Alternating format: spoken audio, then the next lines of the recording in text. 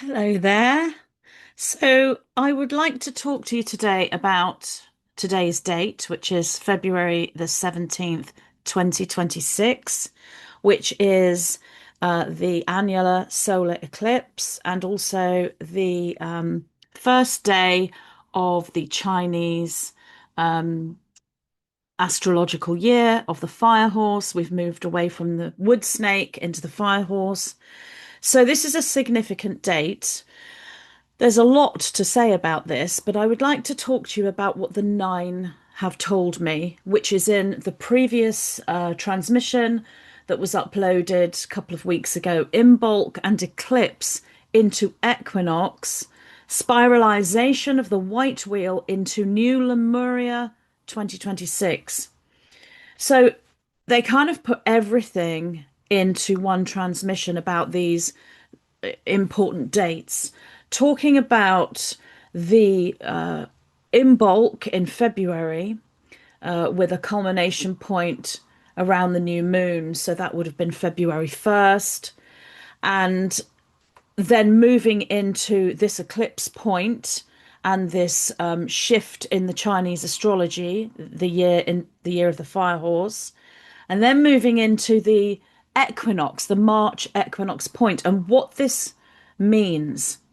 Now, they're showing me, and they've been showing me for quite some time, this, what they call the golden arc. And it seems to me that this is representative of a descension down into physicality from a higher point. So if you're looking at the planet, the realm, the plane, whatever you want to call where we are, and also the human body and its relation to that realm, then you are looking at a originally a higher point of expression with the planet realm being different, the laws of physics being different, more of an etheric planetary body, and the humans, the incarnated humans, having a cellular structure, a DNA structure that aligns with that planetary body and the environment that they exist within in a unified state. And that state is multi-dimensional and quantum. So multi-dimensions as a model to explain this are accessible with these individuals. And what the nine are presenting here is the time we know as Lemuria. And in that time, there were many stages, and the early stages were a pre-form or a pre-matter as this expression began to come down into a physical form. And that took many, many thousands and millions of years before the next stage. So this Lemurian phase was the phase where the individuals that existed there transformed as they moved more and more into physicality. And then we go through the Atlantean period, then where we are now. And it seems we have come in our current epoch or current time period down to a, if you will, the lowest point or the furthest point. But what that actually means is the densest point for physicality, for absolute physical experience and the perception of separation. Then there begins a movement back upwards to a place or expression very similar to the original Lemuria, but it will be different because at that original point, it's like an innocence and a naivety and a newness that then moves with the new rays. There is an accumulation of knowledge and wisdom, and this follows the expression of source consciousness. If you were to look at source consciousness in a linear sense, source consciousness is one moment, it's not linear. But if you were to look at this in a linear sense, you would see source as innocence and putting out a pulse of wanting to learn and wanting to know itself and wanting to know all and everything. And then you will come to a point where Source has experienced all and everything and is now all knowing, omnipresent, omnipotent. And Source is both of these points simultaneously. On a linear level, we can look at that as a journey or an evolution, an ascension, a descension, and everything that goes with that. So the realm or the dimension that we know as Earth, or the construct that contains multiple dimensions, is going through this same journey as are we, as are the humans. So it's the same thing, and we can also be in that place of experiencing that simultaneously, the innocence, the beginning, the yearning to know oneself, and the big questions: why are we here? What's our reason for being here? Who are we? And then coming to a point of, well, I know who I am and I know why I'm here, and taking this sort of everlasting place of learning, coming into realizations so that you're able to then share those realizations as a guide or a teacher or whatever word you want to give to that individual, and to hold all that in one moment as source consciousness does. But we experience that in a physical realm, in a third dimensional experience. So when it comes to these time periods we're in now in 2026, we've been in this kind of anchor or bubble, this low point, and it's not really low because the ability to access all of the higher dimensions is always there with each individual and within the planetary system, planet realm. That's always available. But the physicality of the expression of self and the environment has been into this point, this crystallized point of the furthest away from source consciousness, as an example or as a model to explain this. But what this is a containment field that then, if you will, seals everything else off. So one is in a position of, and that's planetary environment and human, in a position of not knowing as that comes into the fullest physicality.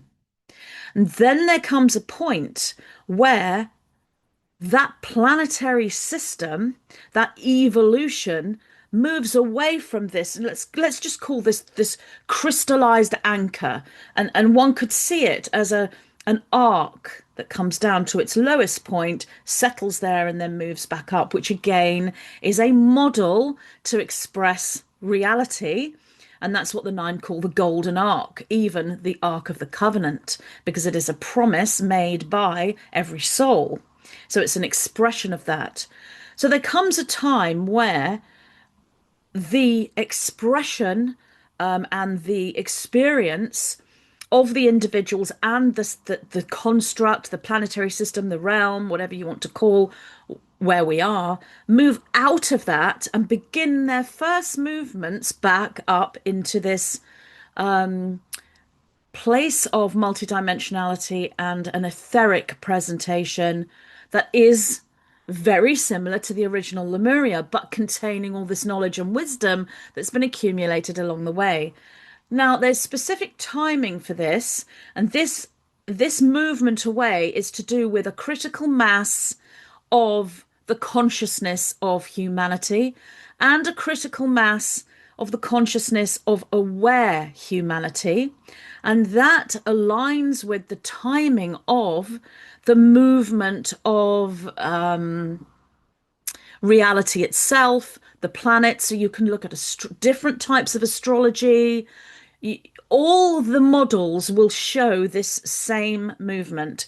And it's been known as the 2012 the 2012 time period. But that was a marker point for the beginnings of these consciousness raising moments. What the nine are saying is today, February the 17th, and it's the 17th today as I'm recording this and speaking to you, this marks this shift. Now, it doesn't mean it's absolutely linear. And there will be many that will have experienced this move away from this anchor in a multidimensional sense for a long time. And yet to come, a long time yet to come. Those individuals are embracing multidimensionality and moving into a non-linear experience, meaning there is nothing linear there. So I have people say to me, if we're in a non-linear experience and a multidimensional experience, why do dates actually matter? Why should we listen to astrological movements? Why are we paying attention to the solstice or the equinox or even an eclipse? Why do we do that when we're in a non-linear expression and multidimensionality? And that's a great question. And from that perspective, it doesn't matter because you are already multidimensional. So knowing about this arc and these time periods isn't essential at all. But what the nine said at the beginning of this transmission is the white wheel, and they're talking about the movement of time that we experiencing it in linear reality. I'm just going to check this is still recording. Yes. The white wheel, and that's what they call the white wheel, silver wheel, they often say, is part of the organic structure. So this is an organic presentation of reality, not an artificial one, not a simulation. They're talking about the organic structure of reality here in a physical sense. And you enter into the gateway for positive polarization and ascension when you honor, recognize, ritualize, or celebrate the white wheel points. So you don't have to do that. You can just remain in a multidimensional knowing and ignore all these points. You can still go through ascension and a higher awareness. But what you're actually doing here is you are entering through gateways for positive polarization, for ascension, when you honor these time periods, when you recognize them, when you utilize the energy that is given to you at this time. Because what this is a linear expression of non-linearity in that day, which is today, February the 17th. This is a non-linear energy day. Yes, it's still linear in the sense that you're going to wake up in the morning and go through a 24 hours as you go through your day and go through your night, but the energetic is non-linear. And anyone who is clairvoyant, empathic, and tuned into these energies will feel the non-linear expression of today, February the 17th. And all of these points, and the nine, as I've said, has put this together. Imbolc, Candlemas, some say in bulk, into the eclipse, into the equinox point in March, spring equinox where I am, and then going through that cycle and honoring those times. So there are those that are seeing these points as being dark or part of a control structure. Now there is truth to that, and I've had people ask me this many times, because the dark structure, if you will, the negative structure, let's say, hijacks the points simply because they understand what that means. So they want to take that non-linear energy as power or a PowerPoint position to be able to utilize that. They want to take that and utilize it for themselves. So it's true to say that you can say they're negative, but it's not the points themselves that are negative. They have just been utilized by a negative structure who's understood them because they have had teachings and writings and guidance for their structure for many, many, many years. So they haven't gone into an unknowing, a position of unknowing like those outside of that structure have. And that's all part of the polarity and the way it works. So if you look at these points and see, well, they are part of an organic structure. They're not negative in and of themselves. They are points to be utilized. And the more that positively polarized and ascending individuals, star seeds, if you will, celestially seeded ones, those raising into the light body, those going through a conscious ascension, stargate ascension, the more individuals that utilize these points, the more that those points themselves, if you will, transform into anchor points for the positive. In the experience we go through, they've always been that, but they become experiential so that new individuals who come into an awakening feel the positive of that straight away because that's been, if you will, magically created in a conscious sense for so many years by aware starseeds and aware individuals. So when you honor these points, so let's say we're looking at today, the eclipse, the annular solar eclipse, and the movement with this Chinese astrology into the fire horse, you honor it in whatever way that feels right to you. Recognize it. It can simply be, I acknowledge that today is the eclipse or Imbolc or the March Equinox, and I recognize today. I recognize today as the moving into the Chinese year of the fire horse. I acknowledge that there's been a shift, that there's been a change. That might be all you do. But others will be very guided to do all sorts of things, like moving crystals around, moving stones around, creating a crystal grid or a labyrinth out of stones and crystals in certain places, to travel to certain places, to go into meditation, to do a specific meditation, to do a group meditation, to join together in ceremony, to do a yoga ceremony with all awake individuals, to do a cacao ceremony. Whatever it may be that you are called to do, it may be that you utilize that energy for your creativity and you bring forward your creative expression or creation, whether it's music or writing or poetry, you bring that forward on that day in those times. It might be that you utilize this energy for healing and feel, okay, I'm going to use these points for drawing down knowledge for my own healing. Do I begin a new cleanse? Do I start some homeopathy? Do I decide to learn about Bach flower remedies or take a new supplement or start a new nutritional plan? They are, if you will, rebirthing points, but they're not just that. They are points where, especially with an eclipse, a light is being shone on everything on a multi-dimensional level. The darkness, the negative, the light, the positive, everything is more available to be seen or felt if you are receptive to that energy.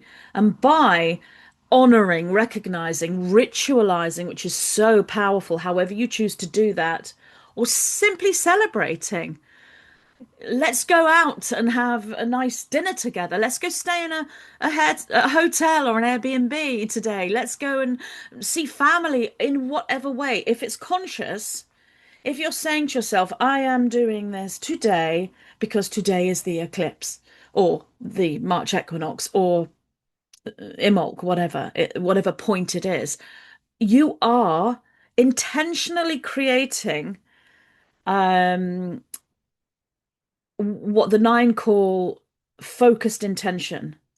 And focused intention always has a result. There will always be something created from focused intention. And if it's within the positive, you create, you use that for higher creation, aligning with that higher network. And the 9 went on to say, the more the starseeds honor the turning of the organic wheel, the more the veils are lifted and the sacred node points transcend beyond their grasp. And they're talking here about the negative, because they said they were never created or owned by the negative. They were only hijacked or misrepresented. So what they're saying is the negative structure are less and less able to utilize that non-linear energy for a PowerPoint, when what they're actually drawing down is an extremely transformed energy, because there is so much knowing within the starseed consciousness, within the higher consciousness. So they're drawing that down. So let's go back, 50 years, 100 years. They would draw down that energy and it would be purely negatively focused, because they had already added their consciousness to these points. So it was like, if you will, putting something negative in a storage facility and drawing it down and opening up. Yay, we have negative. That stayed there for thousands of years. Thank you to our ancestors for doing that. But there is a ancestral line within the positive that's been there for a long, long time, but it's gone into a like a hermetic seal, a shroud, a vault system, a safety system for the time when the star seeds unlock that and unleash this amazing higher consciousness. And so now, when the negative try to draw down these stored energies of negative that have been generated for thousands of years, they open that storage up, if you will, and like, oh gosh, there's loads of positive in here. Look at all this love. That's how it works.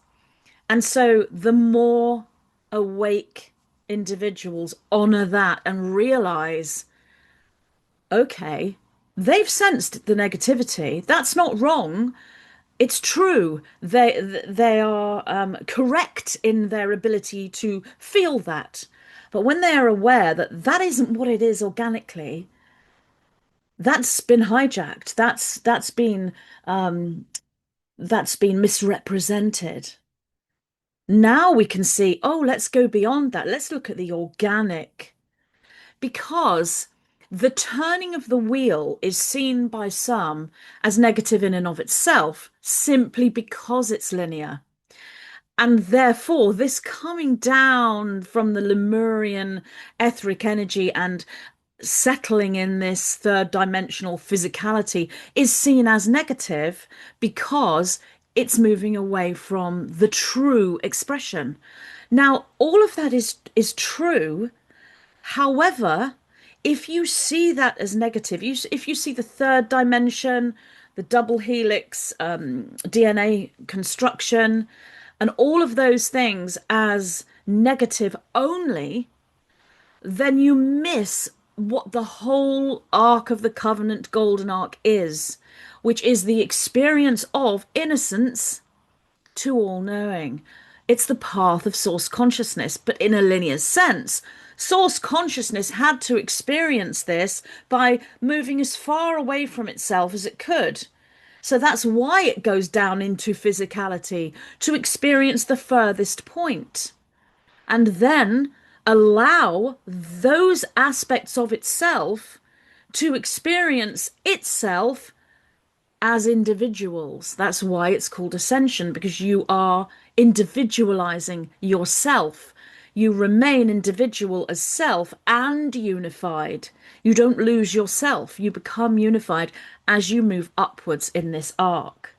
So what today is this eclipse point on February 17th, and there is another energy, and that is there is an astrological conjunction occurring in a few days as well, that actually creates a like a wave to give focus to this situation with the eclipse and with the shift with astrology. It's like all of these cycles and these different models and patterns are synchronizing together to create a linear experience of moving away from that furthest point and moving into the first steps of that raise back to this Lemurian point, which the Nine call New Lemuria.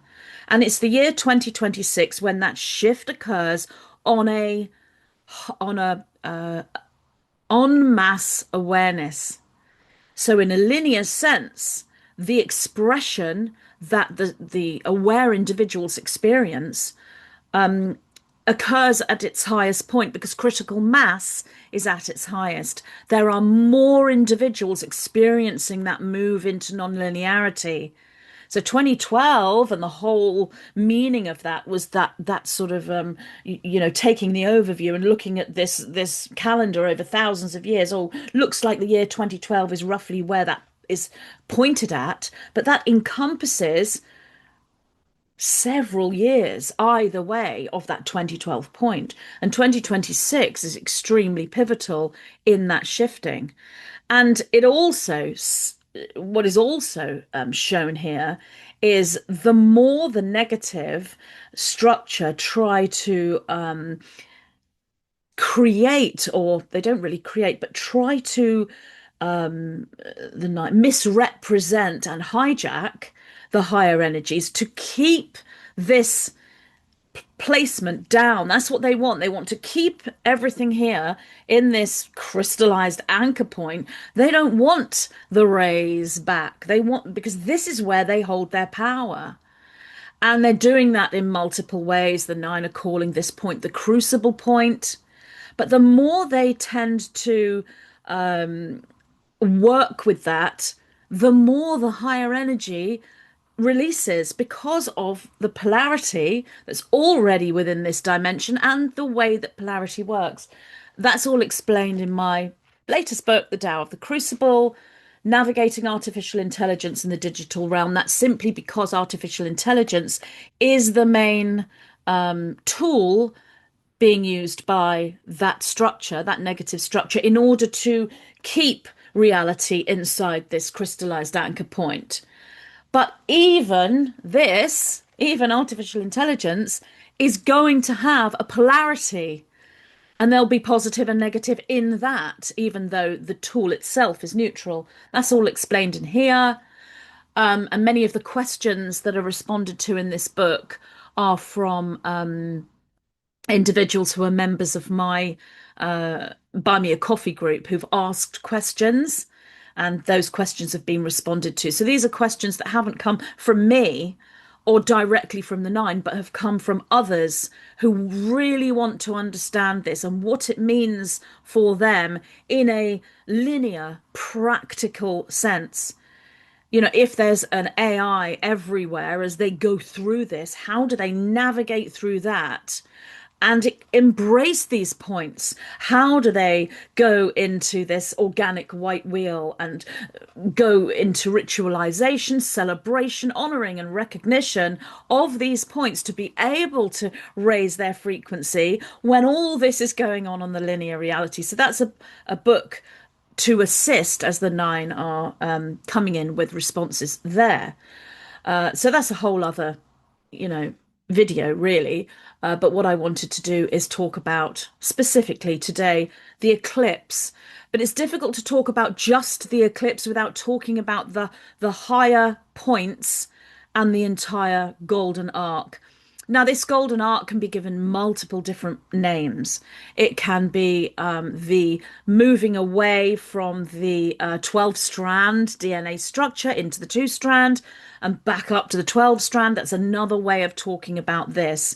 The golden arc is simply an expression of the entire construct that is humanity and the planet, plane, realm, the location that we exist within. And ultimately, the best word, the Nine have said, to express where we are is a realm. It is a spherical presentation that doesn't necessarily mean the planet is round. It doesn't mean the planet is flat when you talk of a plane. It's the entire multi-dimensional presentation of the entire system, and that includes all the planets in our solar system as realms or gateway points, which is a multidimensional way of seeing beyond what is linear. That doesn't mean the linear is wrong or that it's bad. It's just that we raise our viewpoint. And it's very important for us not to jump from a third dimensional viewpoint into a higher viewpoint and leave the 3D behind and look down and say, well, that 3D is wrong. That linear physicality is wrong. That double helix DNA is wrong. This is what is right because they're all right. We keep the 3D so that we can remain anchored while we go through the journey. That's the way to take the body with you because you leave the body behind if you say, bye bye, 3D, don't want you anymore. I'm off to 5D and beyond. Bye bye, double helix. I want my light body. I want my 12 strand, my 144 strand. Goodbye. You haven't taken the body with you when you do that. You're going with your consciousness.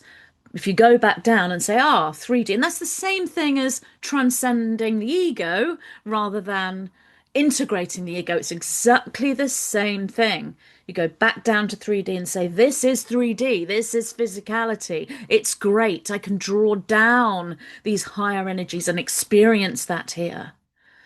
And then go upwards to the higher viewpoint and say, oh, I have 3D and I have 5D and I have all these other dimensional spaces within me. And I embrace all of them because that's the journey of source, holding everything. I can have a double helix, I can have a 12 strand, I can choose where I go.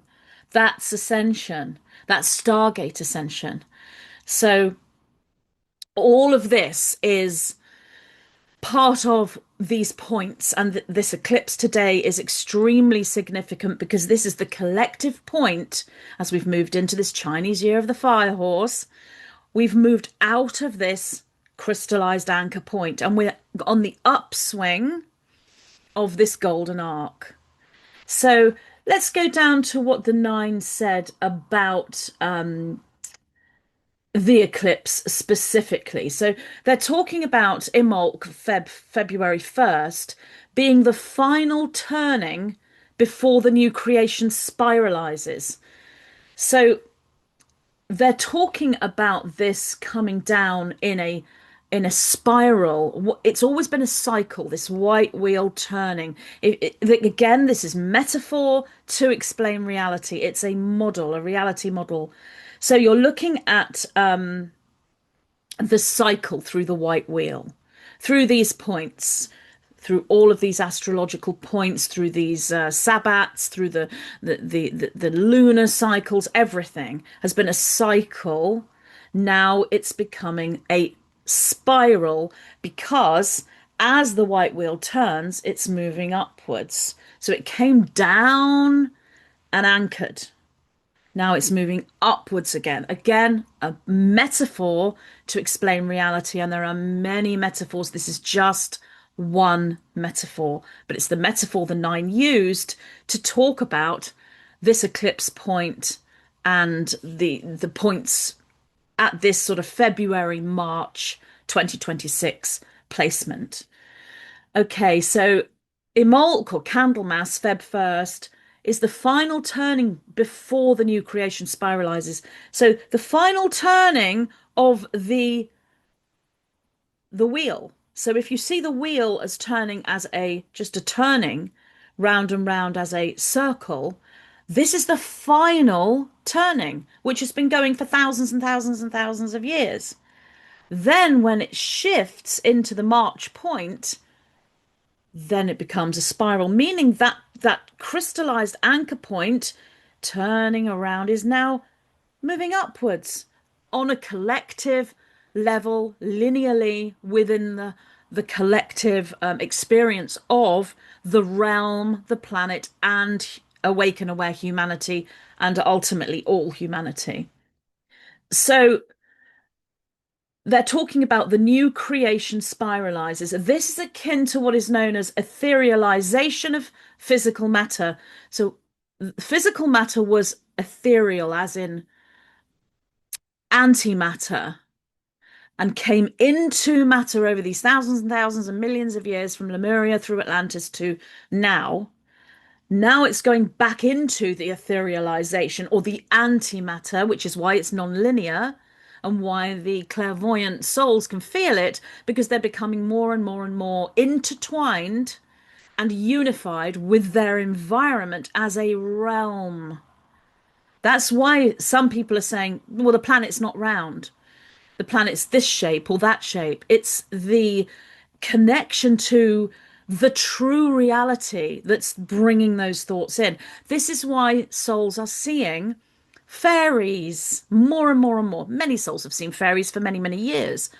But now, the realm of Lemuria, where there were multiple different expressions of physicality as the physicality was being formed, there were fairies, there were beings with wings, and they were huge, and some were tiny. And there were actual beings that look like gnomes and sprites and elves and pixies. And as you know, I talk about these fantasy creatures a lot in the novel, which is a whole other story. But these are real beings and dragons. And the memories of those have remained within the starseeds, well, their whole lifetime and lifetimes before. This will occur more and more and more as this shift occurs into the upward swing, moving into the etheric, moving into the antimatter, etherealization of physical matter. This applies to the node points, so these points on the wheel, and the crystalline frequencies within the incarnated starseed. So the starseed's going through this internally within the DNA, reconstructing these quantum threads, raising the DNA. And again, going from a 2-strand to a 12-strand DNA is a metaphor. It's literal in the sense that the DNA is changing its light structure and its light broadcast and its geometric shape and the way that it moves, I guess. But that isn't necessarily 2-strand to 12-strand, which is like a basic metaphor. But that's not an incorrect metaphor. But it's not the ultimate. There's more. There's so much more to learn about this DNA cellular structure that is taking place within the humans. So the higher point, as the birth point here from this crystallized anchor point, actually begins at the March Equinox. And this is they've given 3 dates, the 20th, the 21st, and the 22nd of March. It's always the 21st in the middle point. That's usually when that is at its highest expansion. But that's the point there. That is the birth point, and that is, from that perspective, the true new year. There are other birth points. Today, the 17th of February, is a birth point also. There's the birth point around the Lion's Gate, but the true birth point with this crystallization anchor moving upwards and actually coming out of this cycle into a spiral is the March equinox point. The white wheel beginning point is expressed. So this white wheel, the birth point on the white wheel using that model is the March equinox. And then you'll look at other models like astrology, different types of astrology, and all sorts of different kinds of divination and models that do align. They might not be exact, but they align. If you look at all these different models, every individual who's tuned into one of these cycles is saying very similar things in different ways because all these individuals are tuned into that energy, and it's not easy to translate that energy and try and explain what it is. It isn't even, if you will, energy in the sense of what we would know as energy in a third dimensional sense, like, gas and electric or that sort of thing, even though it's kind of related. It's much higher. It's more akin to plasma, geometry, sacred pattern, grid networks, giving off a consciousness, a frequency, and that obviously the word energy fits that. But there's so many ways to explain this. So this higher point, as the birth point, begins at the March Equinox. But there is no true beginning point. This is just a way of us decoding this first point into this shift of moving back upwards in this upward swing within this golden arc. It's a continuous moment. There's no beginning and no end. But we linearize, if that's a word, this in our mind in order to understand this. But you don't have to. There are souls that don't like these numbers and the wheel and the points. They just want to be in that place of unity. That's a very crystal way of thinking. And as long as you are embracing 3D as well in some form, and as I said, you aren't leaving it behind, you don't have to look at this way. You can see yourself in a node point simultaneously all the time. That's a very crystal way of thinking. And the crystal souls, they will think that way because they're healers, so they're always drawing down that energy. But for those on an indigo path and those on a blue ray path and other souls, they very much like to see, especially the indigos, they like to see the structure of how the linear is expressing itself in relation to themselves and in relation to this ascension journey. So the 2 points being Imbolc Candlemas, also known as St. Bridget's Day, being 1 point, and the node points there being the 31st of January, the 1st and 2nd of January. They always give a 3-day point there, the culmination point being the time of the full moon on February 1st. So that was that first point. This is where you present the visual or cellular knowing, your higher intentions, your manifestation trajectories for your new actualizations. As I was saying, how do you utilize that energy? It's a calling. You are being called to this. You feel this, even if you don't know what it is you're feeling something, but it's also a guidance system. And when you key into that, you are guided through. So you don't have to understand this yourself. And if you're listening to me speaking and you're thinking, I don't really understand what Magenta is talking about, but you're still interested because you're thinking something's resonating. I'm feeling it somewhere, but I don't really consciously understand it. Well, that's okay because I don't either fully. Okay, I am being guided by the 9. But when you get to that point, you ask for your guidance. You have the trust and the knowing that the guidance you're drawing down is in alignment. So the information you are receiving is in alignment. Therefore, you trust that you will be, if you will, a conduit to be able to deliver that information to others. And everyone can do that when they come into that placement, if they hold the desire to do so. You'll also find in this journey that you will go through times where you want to speak, you want to teach, you want to guide, you want to tell everyone what you know. And there are other times where you want to retreat, come off the internet, come away from social media, don't go to social gatherings. You need to be in that hermit phase and alone. It's important to follow those different feelings because that's all part of this cycle as well. As you move into expansion and then you come back into this contraction feeling, that's your breath of life, that's your movement of yourself, and that will depend on so many things. It's not just about the cycles of time, but it's about you as an individual. What's going on in your life, what's going on in your mind, your heart, what's going on with your health, what's going on with your business, your family. You will align with all of these if you can see these as energetic structures. And sometimes you lose that viewpoint. And you can be in that anchored down placement where you think, I can't see any energy right now. I can't feel anything other than what's in front of me. That's when you are in that 3D linear expression. It becomes overwhelming. There can be so much what you perceive as responsibility. So it's okay to be there too. My first book, Masters of the Matrix, talks about that. It's all from the 9. and gives you a toolkit to move out of that. But it's okay to be in that for a while. Nothing is wrong here when you are on an ascension journey, unless you are mimicking or in some way following a negative pathway.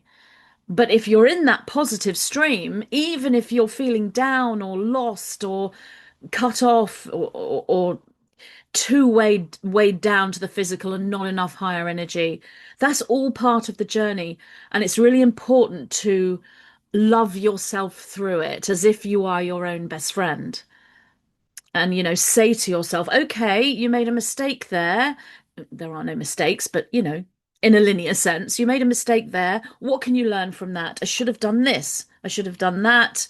Not should, but if I had done that or that, I would move into a different consequence.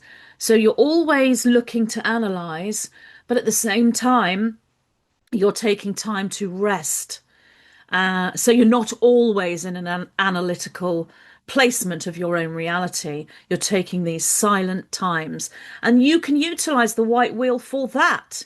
You can choose for each point to be a time for expansion, a time for progression, a time for teaching, learning, reading, going outwards with your energy, or you can choose to make those times inward and silent. You can retreat at those points. It's your choice. And that's why it's both a calling and a guidance, which is what the nine mean. And they say, and they said this in the transmission, yet so too is this coming from your own heart and will. So this is you making the choice. You have your calling, you have your guidance, but you have your own heart and will. It begets the unity betwixt the self and the guidance system as a guardian consciousness. That guardian consciousness is you and your guidance system working together. That's 3D and 5D and beyond. That's the 2-strand and the 12-strand. That's the ego and the higher perspective that's outside of ego. It's all of that. So they went on to say, as the physical self crystallizes and etherealizes, so does your planet plane realm. And that which you know as planetary tilt and wobble stands as a true vertical axis in the etheric templates. So what we perceive on the planet as a tilted axis and a wobble as this wheel turns, this procession of the equinoxes, when you crystallize and etherealize in this higher form that I'm speaking about, you visualize this axis as a vertical axis. It becomes the pillar of light within you and within the realm you exist within. Therefore, you can truthfully say, this planet that I exist on has a vertical axis, not a planetary wobble. That's because you're going into a spiralized way of thinking. They're all metaphors, but they're true metaphors, and they become reality within the expression of the realm, because the realm models itself to your consciousness and vice versa. That's why someone can say the earth is flat. They're not wrong, because that's where their expression is. Now, if they've done that through a 3D research and they haven't etherealized, then they haven't quite got to the truth of the expression of their reality, because that's not how it is. And the same when people say, no, the planet's round. If they're doing that in a 3D sense without this higher thinking, that's the linear expression. It's not wrong, but it isn't the whole picture. When you come to that point, you create the realm you are in, and you can truthfully say that the axis is vertical. And that will become so when enough individuals are at critical mass with that knowing, with that expression, because the reality forms itself to match the consciousness of those that exists within that reality, within that realm. That's what the golden arc is all about. And that's what all these earth changes and things that people talk about that are happening in the galaxy and in the solar system and Kalina, Three Eye Atlas, and the solar situation and the sun and everything that's happening is all intertwined with the consciousness of the aware individuals, the star seeds, the crystalline ones, the rainbow children, whatever name you want to give to these souls. So they went on to say the true vertical axis then stands in the etheric templates. That's the pre-matter templates before that becomes matter, which is what will happen as this golden arc is moved into. And they call that this realm with the vertical axis green Tara or golden Gaia, aspects of a planetary fifth dimensional Earth. And this inevitably becomes physical, eventually geological, as the white wheel moves into a spiralized form. It's all to do with the consciousness of the aware ones. They are intertwined and unified with that. So they went on to say so much more, and I can talk about so much more here. I mean, it's really important to talk about the cosmic arc of the covenant, which is the promise made by you as a soul, by reality as a consciousness coming into this expression.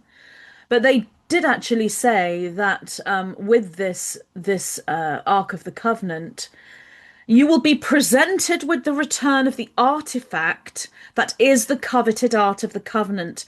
So what they're saying here is at some point in our time as we go forward, and as 2026 is so significant, it could be this year. They haven't given a year for that. They are saying that the artifact that is known as the Ark of the Covenant, the expression of it being a technology, let's say, an ancient technology, will be presented to you. Now, that could be globally, as in there will be someone involved in geology or archaeology saying we've discovered this. But what the nine are saying here is this is a reminder only. It's a reminder as a metaphor formed in matter for your actual arc, your golden arc. And ultimately, it's a falsehood. It's an attempt to capture your etherealization and your crystallization and utilize it as a battery system for prolonging what they call the beast machine or artificial replica of source, which is the a replica of the organic. And that's all explained in this book as well. So that's to keep you down in this anchored place and not allow this raise. So what the nine are kind of saying here is the return of the artifact, that would be a big, big thing within the 3D awareness. But what it does is it captures you into the consciousness that the Ark of the Covenant is a piece of technology, which it is in 3D, because everything in the etheric is going to be formed in 3D and released in 3D. So on one level, it's a releasing of something that's been hidden. So it's a reminder. On that level, it's positive. But if you only look at the Ark of the Covenant as a piece of technology, a piece of ancient technology that's now been discovered, and you don't go beyond that, what is it a metaphor formed in matter for, then you miss the golden arc, which is outside of you and within you in a unified state, and it is your journey of ascension and evolution and individualization as a soul. So that apparently is going to come into our reality. But they haven't given a time frame for that. I thought it was important to just point that out. And when they talk about it's an attempt to utilize this as a battery system for prolonging the beast machine or artificial replica of source, the nine went on to say, this will not be allowed by you, for your choice is integral sovereignty. So if you're in that higher place, you won't allow that capture.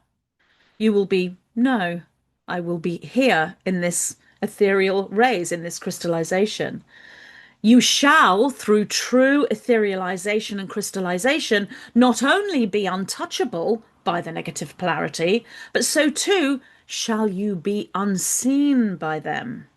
And that's important to say when these souls are coming in through this Lemurian, coming down into this physicality, the negative doesn't see the soul coming in until they become physical. Then the soul can be seen and categorized and followed. And again, that's all in here, the categorization through that. But when you begin that raise, you go outside of their sight because they only have a certain amount of etheric realm, which is a fourth dimensional expression. They don't go beyond that in the model the nine use. So they're 3D and lower 4D, possibly the middle realms and echelons of 4D. At higher 4D and into 5D as a model, again, this is metaphor, they don't have access to that. So they can't see it. All they see is light. They don't know what that light is. So when you start to go there, you are not going to be seen by them, let alone hijacked by them or drawn in by this. But let's actually look at what the nine said about the eclipse, which is today, February 17th. The second precursor point to the manifestation and actualization of the environmental crystallized form. So this is the second precursor before the March Equinox as you make this shift into this spiral turning of the wheel and this movement out of this crystallized anchor point into the higher arc of this golden arc as your choice, the return to new Lemuria, if you will. So that's ascension, your ascension trajectory, the return to new Lemuria with the wisdom and the knowledge, following source consciousness trajectory and pathway and experience, shall be the time of the solar eclipse, February 16th, 17th, and 18th, with the highest spike point on February 17th, which is today as I'm recording this. This is the ring of fire. That is the stargate you shall pass through. So again, that's a metaphor, but it's a metaphor formed in matter because if you can actually see the eclipse in your physical reality, you will see the ring of fire. You will see the stargate, which is a presentation as a sign, as a portent, as language, cosmic language. If you are able to see that, and you'll see that, you can see that on photographs or video, you're still seeing the sign, you're still seeing the symbol and the language. So this is the ring of fire that is the stargate you shall pass through. So you're passing through that on February the 17th when you are aware of it, taking you to the other side of the mirrored perspective of the box of stars that holds the event horizon. So this is a huge bit of information here, and I will talk more on this. I'm not going to be able to say everything in this video, but what they're actually talking about here is, and using another metaphor, and they've spoken about this in transmissions over the last couple of months as well, and previous to that, they've also talked about this in my book Infinite Helix and the Emerald Flame, and I think they touched upon it in the Diamond Codex and the Quartz Key. But let's look at this here. So I'm going to just section this off. This is the Ring of Fire, that is the stargate you shall pass through, taking you to the other side or mirrored perspective of the box of stars that holds the event horizon. So what they're talking about here is what's going on in our galactic field, our galactic plane. There are so many ways to explain what's happening, and there are so many different perspectives one can take to see what is happening. Now, the perspective they show me predominantly is the perspective of something coming into our solar system. Now, that can look like comets, asteroids, space bodies, other planets. It can look like solar activity, and it is all those things. But what they're talking about here is it's the same thing as the anchored point, the anchored crystallized point moving out of that back upwards in that golden arc. The other way of looking at that in a physical matter sense is when you look at the galactic plane, there is an arc that looks like energetically or clairvoyantly, it looks like the corner of a circle or a spiral. If you were to zoom out, you would see that as a sphere or a bubble or even a different geometric shape. It could be rectangular. It could be a dodecahedron. It could be what's known as a flower of life. There are that's the patterns of creation. But from our perspective here in this reality, looking upwards to the galactic reality, you're seeing this as a sort of an arc, like a little corner of a larger structure. What that is a dimensional edge.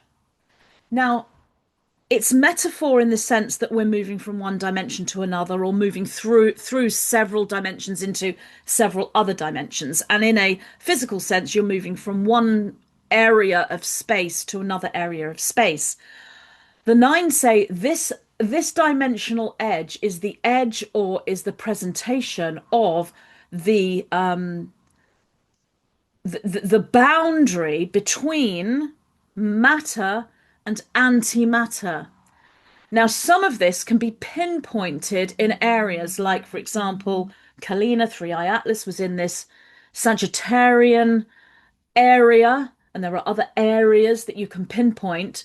But ultimately, this little arc, if you were to visualize that, if you zoom out and see this as a large circle or bubble, is actually an event horizon. And what that is a infinity structure.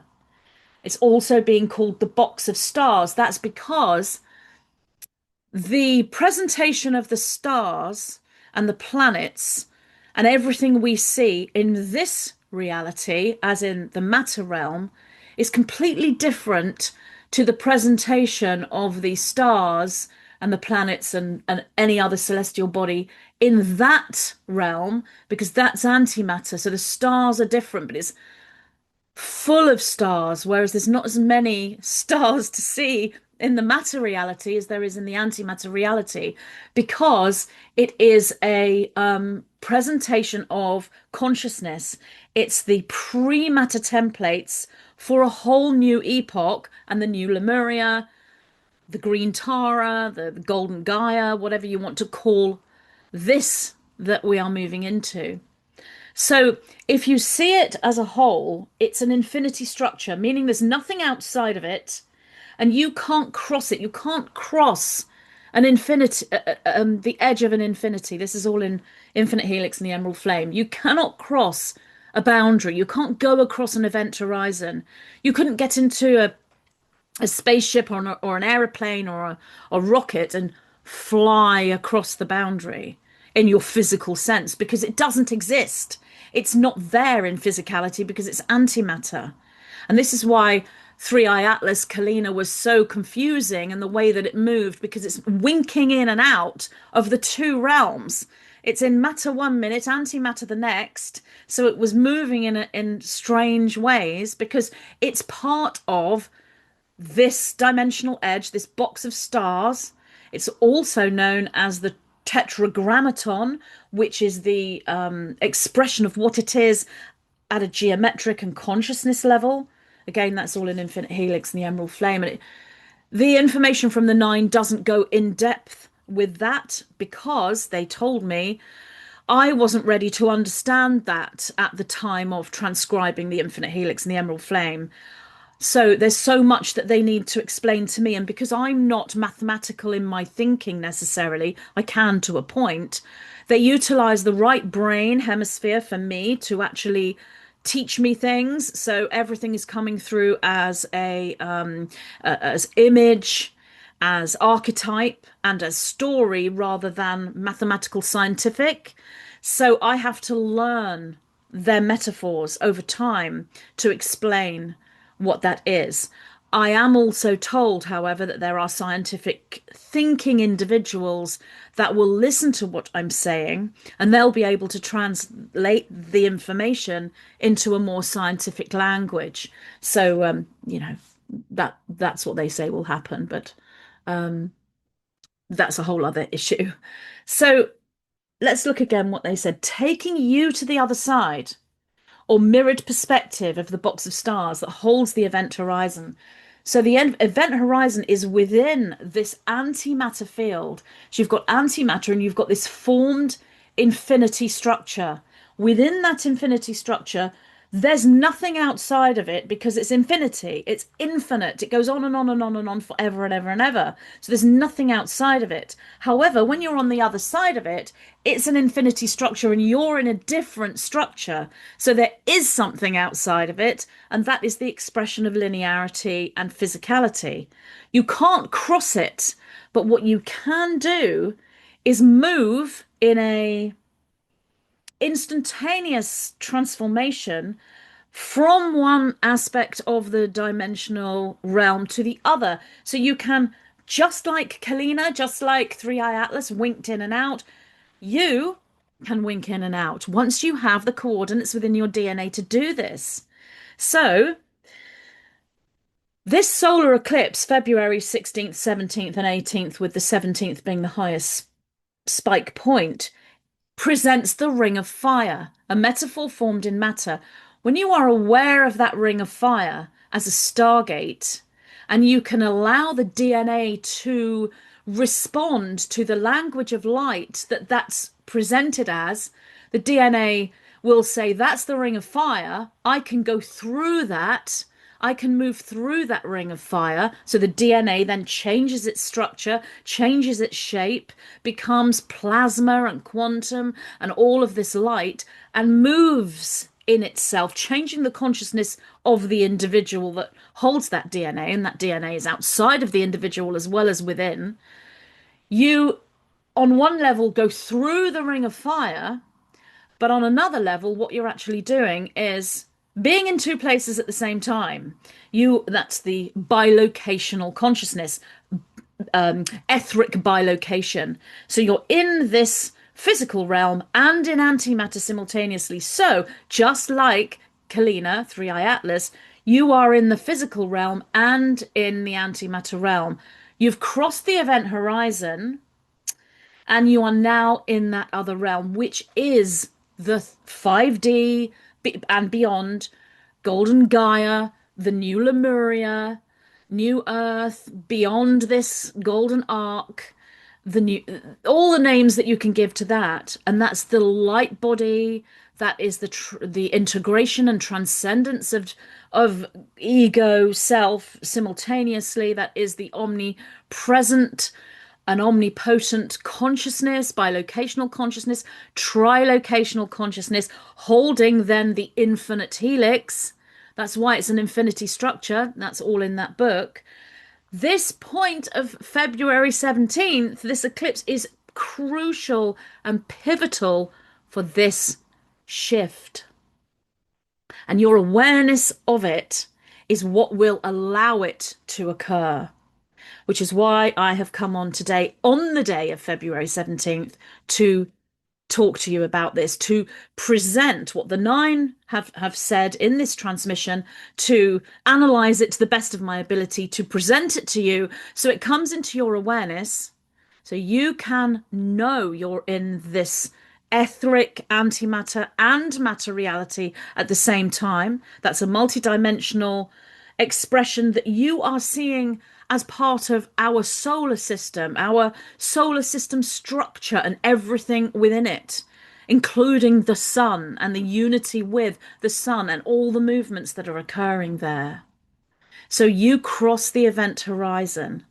That's you getting onto that golden arc. You then go to the other side. You can hold that perspective, the mirrored perspective. So you're in antimatter, your DNA is in antimatter and in matter simultaneously. And then the reason you do this is only then can you come into alignment with the etherealization and crystallization through this golden arc, move to the vertical axis of your planetary expression as a realm, so that wobble is no longer there. You are in a spiral of time outside of linear time. You hold the vertical pillar of light as the expression of your reality and your realm. You shall then be beyond the physical expressions, grounded and anchored, no longer in this 3D point, but grounded and anchored to the new Lemurian epoch, which is thousands and millions of years away in linear reality, but it's here now, inside your being, in your body, in your consciousness, because you are able to time travel, if you will, into that other expression that is an infinite structure.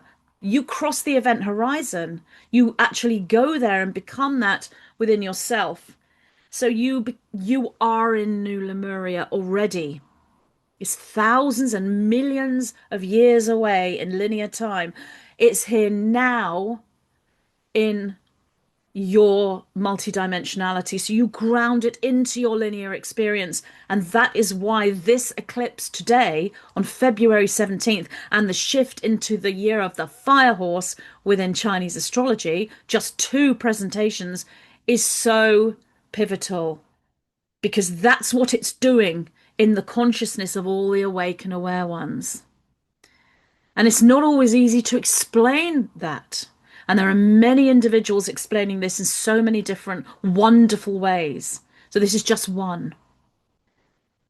The white wheel turns through the spiral, and the recognition of the node points upon the white wheel, that's all the solstices, the equinoxes, and any other high spike point, but predominantly equinoxes and solstices and the quarter days, they allow you to remain aware of the geological presentations of the fifth dimension, where planets remain planetary bodies out of reach, and portents stand simply as comets or asteroids, and moons remain moons.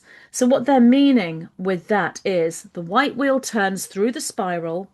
The recognition of these node points, including the eclipse today, upon the white wheel, even though the eclipse isn't on the white wheel, it's part of that turning, but the actual birth point is the March Equinox. You also have this huge conjunction, which is all connected to the box of stars, the tetragrammaton, and this event horizon coming in. Everything is connected, everything is unified. Allow you to remain aware of the geological presentations of the fifth dimension.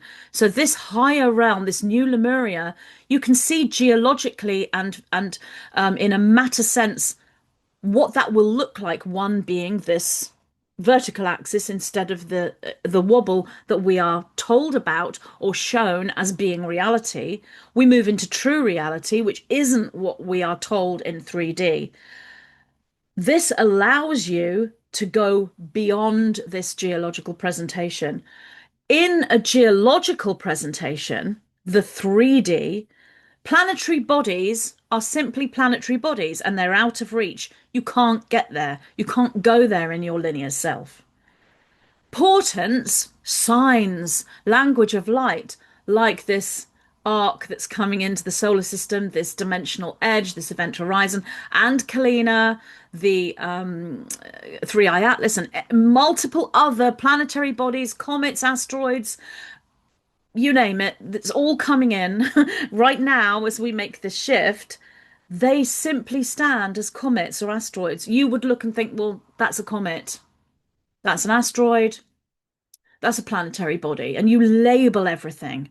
And that keeps you in 3D because your consciousness simply sees this physical scientific presentation, or you regurgitate what you've been told. And you can't get into that antimatter realm and cross the event horizon and raise up through the golden arc to New Lemuria if you're just thinking, well, that's a comet, that's an asteroid. It's so much more, and you must hold the overview, a higher perspective to see all of these things. Moons remain moons. Oh, that's the moon. It's so much more. These are gateways, they're stargates, they're portals into other realms, portals to take your consciousness into different levels. It is literally, if you wish to explain it in the best possible way, what you're seeing are stargates that hold infinite structures. Each one is an infinite structure made up of infinite infinities. So there's one infinity and there are infinite infinities as well. And that you see when you look outside of yourself into your solar system, your galaxy, you're seeing infinite infinities. And you can choose to go to these places and hold that within you. And that's you being able to travel through your solar system, through your galaxy, to be guided, to follow a calling, but to use your own will and your own heart to go there. It is of import that you hold the structure of the old ways, so you may take your body with you into the new as you undergo the ethereal and crystalline transformation that is your destiny.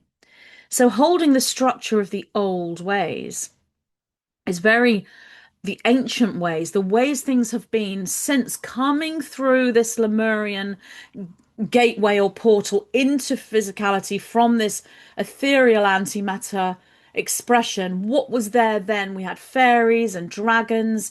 We had all these different expressions of humanity. Humanity could change its form at will. There were completely water systems, water planets, water worlds with mermaids and all of those things. And then you come down into the physical and what happened there. Then there was Atlantis, what occurred there. You don't have to do massive research, just be aware of the old ways as they came in and what's happened with the changing of the geology, the old expressions of reality that are, if you will, buried underneath this geology. There's worlds that have been layered on top of. You can look at the Tartarian information that will give you some information of what that means. Holding all these old ways, knowing how everything came down into the crystallized anchor point. So you take all of that with you as you then raise up into this ethereal crystallization, this transformation into the light body, into the new Lemuria, into an ascension process, and hold these different models of awareness in order to analyze what all this means. So you hold, if you will, a multiple paradigm system. You no longer have just one paradigm. You hold a multiple paradigm system that's flexible and fluid and changeable, and you choose where that goes. And that's your ability to hold the infinite helix structure. And as you hold that consciousness, your DNA will respond. Because your DNA responds to what you're holding as your consciousness. Your DNA also creates your consciousness. And all these things that are occurring within this cycle are signs and is language for you to decode. Today, February 17th, the solar eclipse, the shift into the year of the fire horse in Chinese astrology, that is a part of your language. It is a sign. It is given to you as a gift to acknowledge it, to be aware of it, to utilize it how you wish. So that's my video for today, analysing this recent transmission, talking about the eclipse and how important it is and how significant it is. So I hope you've enjoyed today's video, and I will speak to you all again very soon. Lots and lots of love. Bye.